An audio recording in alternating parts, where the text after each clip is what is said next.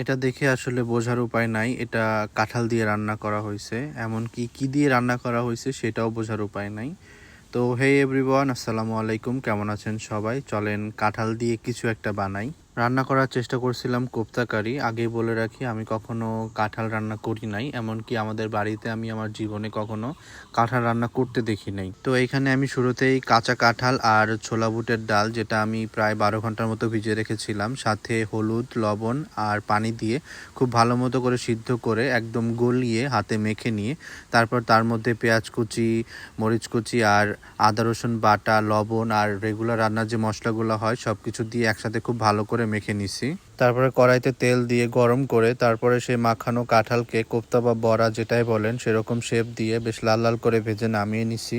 তারপর ওই একই তেলের মধ্যে পেঁয়াজ কুচি দিয়ে কিছুক্ষণ ভেজে তার মধ্যে আদা রসুন বাটা দিয়ে সেটাও কিছুক্ষণ ভেজে হলুদ, মরিচ, জিরা, ধনিয়ার গুঁড়া দিয়ে একসাথে খুব ভালো মতো কিছুক্ষণ কষিয়ে নিয়ে এরপর এর মধ্যে পানি দিয়ে পানিটা বেশ ভালো মতো ফুটিয়ে তার মধ্যে ভেজে রাখা কোপ্তাগুলা দিয়ে একসাথে খুব ভালো মতো মিশিয়ে নিয়ে এরপর লবণ লাগলে একটু দিয়ে তারপর বেশ ভালো মতো কষিয়ে একদম তেল ছেড়ে আসা পর্যন্ত রান্না করে নিলে ব্যাস হয়ে যাবে কোপ্তা কারি রেডি।